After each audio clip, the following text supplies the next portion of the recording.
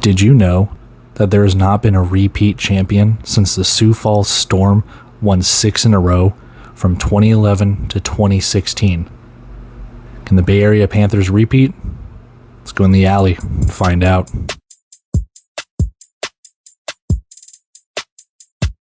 Hey everyone, welcome back to In the Alley. My name is Cody, and I'm glad you're back here for another video. Today, we're previewing the Bay Area Panthers, so without further ado, hold on a minute. Just wanted to kind of show off a little bit of something here for those Bay Area fans that might also root for the San Francisco 49ers. And just kind of a shame what happened a few weeks ago. Anyway, let's talk about the Bay Area Panthers. So as we get started, there's not too much history from the Bay Area Panthers, although they've been around for 4 years, but they've only played 2 seasons. And as the history tab over here pops up, you'll see why. So, located in San Jose, California, playing at the SAP Center, they were originally called the Oakland Panthers, co-owned by Marshawn Lynch, Beast Mode, and Roy Choi. However, they would eventually move to San Jose after COVID, and I can't remember if they were supposed to play at Oracle Arena after the Golden State Warriors left. I thought that was the plan, but could be mistaken. Again, kind of going off the dome here, not trying to look at Wikipedia since you can kind of edit that.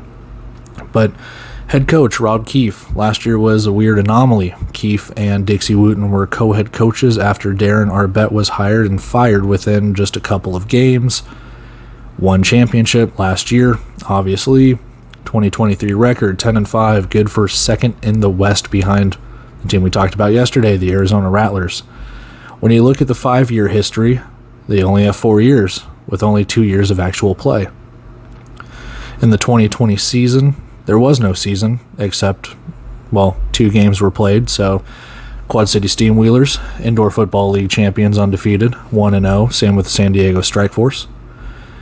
2021, they withdrew, I believe, due to the restrictions in California based on COVID testing and things along those lines. San Diego and Quad City also withdrew from that season as well, so those 3 teams ended up not playing. In 2022, the team would go 1-15, not qualify for the playoffs.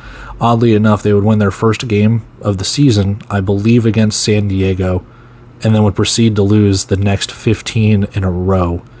The head coach at the time, the name escapes me. I know that he was a former high school head coach, and he was part of a thing called the A11 Football League. I remember that. I remember trying to follow that league. It was pretty much like anyone can be an eligible receiver, and I believe you can have 2 quarterbacks on the field at the same time, and it's just some wacky rules. You clearly see that went absolutely nowhere. He ended up getting fired. Brought in Arbette, didn't work out with him. There's some stuff with Arbette and a different team that can come to light later, but regardless, he's not the coach anymore. Rob Keefe gets it, so Keefence is back. Dixie Wooten, offensive coordinator, and they're trying to repeat as a champion. They're trying to do what they can, and we'll see what they can do when we go to the players coming back, players being lost. But let's go take a look at the schedule really quick and see how many wins, how many losses, what can they do in the 16 games that they have in front of them. So when looking at the schedule here for the Bay Area Panthers, it is a brutal first 2 games for them. Back-to-back bye weeks to start the season, and then they're at home against the Arizona Rattlers, followed by on the road at Jacksonville. And before we get to that game, I want to talk a little bit about the Rattlers. I believe the Rattlers play 2 games, those 2 bye weeks. They're going to have 2 games under their belt, and the Bay Area Panthers aren't going to have a single game played. That's going to bode very, very well for Arizona, and you're still going to try and work the kinks out for Bay Area. Remember, there's no preseason. There's no scrimmages with there could be scrimmages with other teams, but there's no preseason. There's no way to really gauge how good your team is against other teams until you play them. So that's going to be a brutal first game. It'll be a nice home opener. You get to raise the banner and then probably get blown out by 30 points because Kevin Guy's on a redemption tour. As for the next game, it's going to be Battle of the Titans, the defending champ in the Indoor Football League against the defending champ from the National Arena League. I also believe that is Jacksonville's home opener. So, hey, you get to raise a banner, but it's not your banner. You get to watch Jacksonville raise theirs. And I'm not really sure how good either of those two teams are going to be going into that game. Is it going to be another letdown spot in case Arizona beats up on them? On Bay Area, at least. Is Jacksonville going to have home field advantage when it comes to that and the fan base and everything along those lines? The defending IFL champs could start out 0-2 to start the year, and I don't know if that's going to ring some bells or whistles or anything like that to kind of get your heads on straight. I am a little bullish on San Diego, and I'm obviously going to talk about that in their personal team preview, but Bay Area and San Diego play 4 times this year, and I don't know if Bay Area is going to win all 4 of those games. They play Duke City home and home. They play Vegas home and home. They play Tucson home and home, and a lot of those games could be tough. I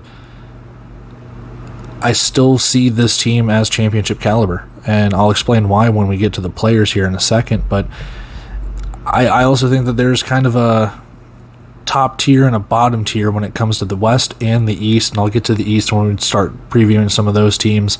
But right now I think Bay Area is kind of in that top 4 playoff situation for the Western Conference. But that all comes down to the players that you sign and the players that you play. So let's go take a look at that really quick and see who right now Bay Area has to our knowledge. So when you look at the players that are coming back or getting signed by Bay Area, they have signed quite a bit of players. They are one of the more active teams right now and actually posting on social media some of the players that they've signed. They haven't really said who they've released. No team has really done that. So we can only really gauge on who has been signed, re-signed, and any of the rookies that have come through. Starting first with Daquan Neal. He's the first person I have up here on the key additions. And the reason why I have him on here is he is linking back up with Dixie Wooten.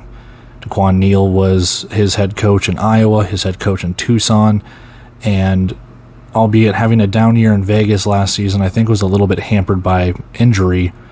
I think we're destined for a bounce back year for Daquan Neal with Dixie Wooten calling the plays with him. 1989 passing yards, 39 passing touchdowns, and like I said, whether he truly got benched for Joe Mancuso or whether he just was pretty hampered with injury, there's still talent there. When he was at Tucson, he had a tryout with the Indianapolis Colts, and you don't get a tryout with an NFL team without having some sort of talent.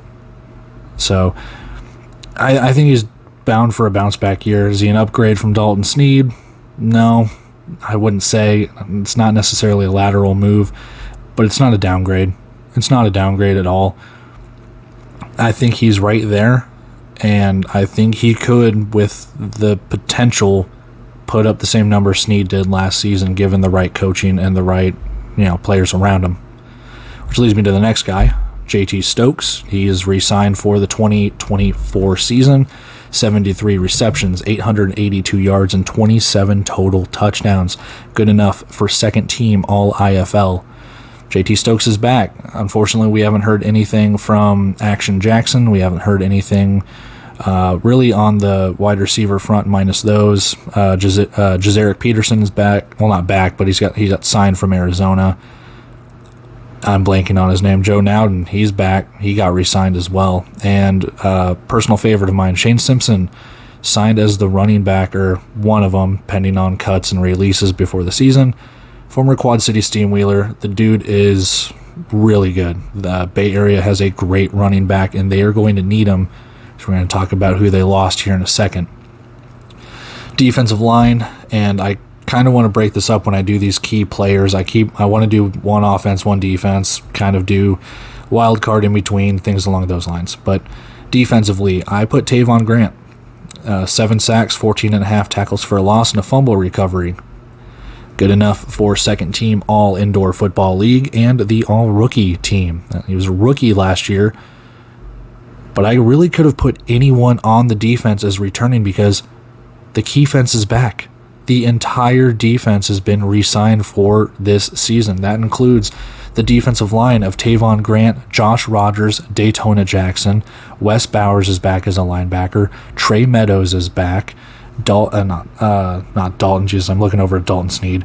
Antoine Kincaid is back. Tyrone Cromwell is back. Bill Atkins is back. And hell, even Craig the Leg is back. I mean, this defense is stacked.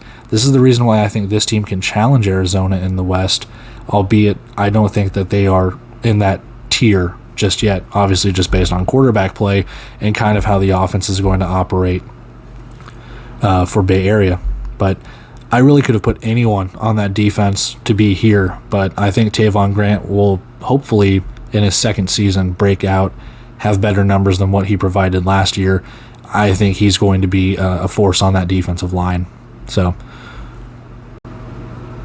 let's talk about the losses here. Obviously, number one, Dalton Sneed. You see the numbers he put up. I don't feel like I need to really go in depth. I did that with Arizona. If this is your first video watching, his numbers are there. He was good. He was really good. He won a championship. He was good.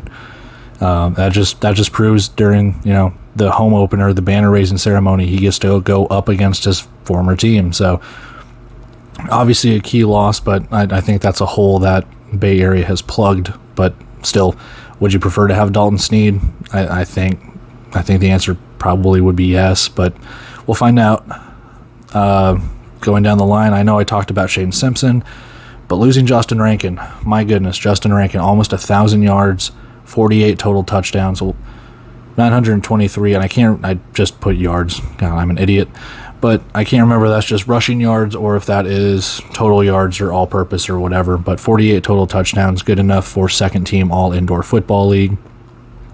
He was a beast. If I remember correctly, watching the indoor football championship, which I realize I didn't really talk about that during their history tab, but when they won the indoor football championship in 2023, they were just running him hard to the point where they were just putting another lineman or a bigger body there instead of a third wide receiver to go in motion, and they were just running Dalton Sneed, just running up and down the field, it seemed.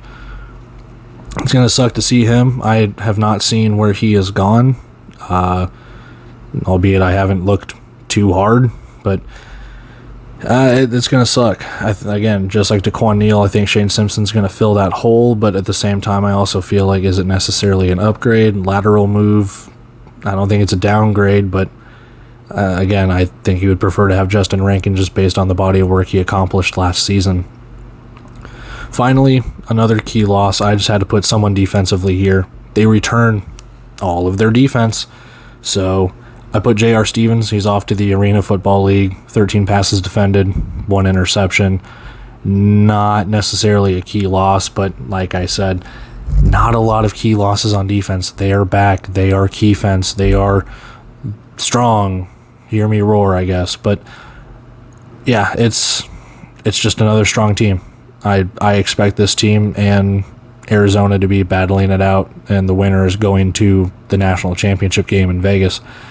So I fully expect Bay Area to be a playoff team. Can they get hot at the right time? Can DeQuan Neal find that magic? I mean, we'll find out. He's an MVP for a reason. So that's pretty much it. I mean, that's Bay Area in a nutshell. They haven't had too much of a history, but they've still won a championship in their 4 short years of history and 2 seasons of actually playing. And with that, guys, that's another team down, 14 left to go. We're going to start chipping away at these, and the closer it gets to the season, hopefully your team pops up. Duke City is up next, followed by Frisco, and I am looking forward to finally going over to the Eastern Conference to talk about one of those teams in a couple of days. But as usual, the whole spiel: like, comment, subscribe, do whatever you want to do. I appreciate the time. I appreciate the effort, the love, everything that you guys are showing to me. It means a lot to really just have one video out, and it almost has 100 views already. I honestly didn't think that these would even get 10 views. I didn't think that this would get 20 views or anything along those lines, or that I'd even have over 10 subscribers already. This is actually really awesome, and it really motivates me to keep trying to pump out better quality stuff for you. So like I said, if you like what you're seeing, feel free to show some love, do whatever you want to do, and we'll see you tomorrow for the Duke City preview. Until then, I'll see you later.